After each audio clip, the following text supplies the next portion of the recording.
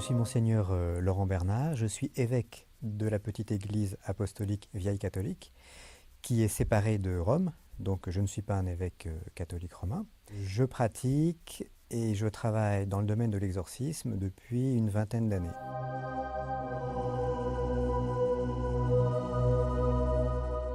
Oui, alors en tant que religieux, je vais vous affirmer que le mal existe vraiment. Toutes les religions, depuis l'aube de l'humanité, ont toujours lutté contre le mal, sous toutes ses formes.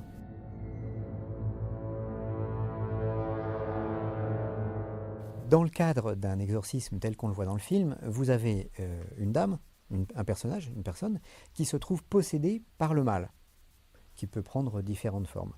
L'exorciste va tenter de chasser le mal. Il va au combat avec sa foi, avec la prière, avec son ordination de prêtre, qui lui permet de véhiculer certaines puissances spirituelles, mais c'est parfois insuffisant, et c'est ce qu'on voit dans le film, puisque l'exorcisme se retourne contre le prêtre.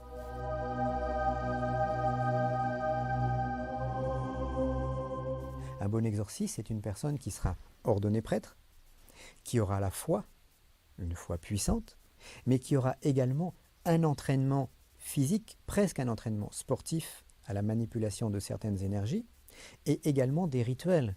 Je dirais que les prêtres du film, sur les 4 points fondamentaux, en possèdent 2. C'est ce qui fait leur faiblesse, et c'est ce qui fait tout l'intérêt du film.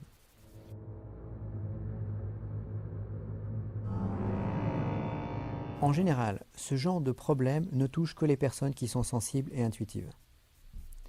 Un des premiers symptômes que l'on retrouve dans cette situation, c'est la fatigue sans raison. Par exemple, une personne se réveille le matin épuisée. Et ensuite, nous avons un certain nombre de problèmes qui vont aller crescendo dans la vie. Ça peut être des problèmes d'ordre sentimentaux, des problèmes d'ordre professionnel, des problèmes d'ordre familiaux, qui font que la personne va petit à petit se retrouver isolée de son contexte, de sa famille, de ses proches, et va se trouver plus facilement sous l'emprise du mal. Alors, bien sûr, il faut rester les pieds sur terre, on peut tous avoir des périodes de malchance. Mais si cette période de malchance dure longtemps, à ce moment-là, je crois qu'il faut se poser d'autres questions.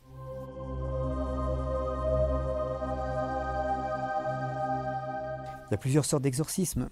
Donc, comment se passe un exorcisme ? Vous avez 3 degrés d'exorcisme. Vous avez les exorcismes tels qu'on le voit dans le film. C'est un premier degré. Le prêtre récite des prières et fait ce qu'il peut avec les moyens dont il dispose. Ensuite, vous avez un deuxième degré d'exorcisme qui sont les exorcismes beaucoup plus techniques, beaucoup plus qui travaillent par exemple sur les plexus énergétiques des personnes. Donc là, on rentre un peu dans des choses cachées, dans des choses qui sont plus étranges et qui sont plus réservées. Et vous avez des exorcismes de 3e degré qui sont pratiqués lors des cas particulièrement graves. Il y a des rituels qui sont à la portée de tout le monde, et il y a des rituels qui sont gardés secrets.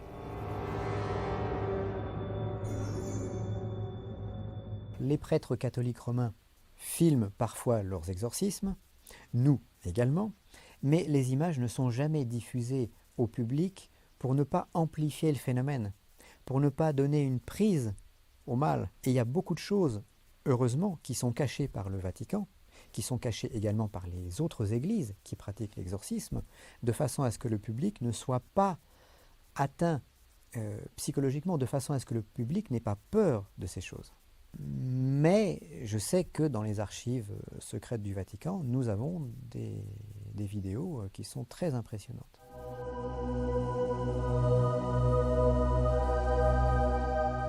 Le mal se retournera toujours contre l'exorciste.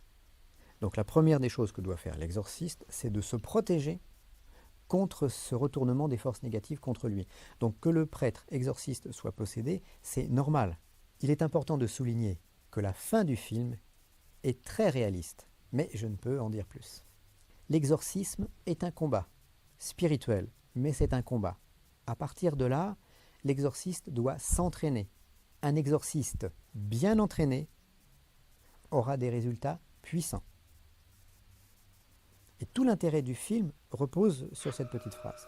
Relie les entailles. relie les entailles, relie les entailles, relie les entailles, relie les entailles, relie les entailles. Relie les entailles.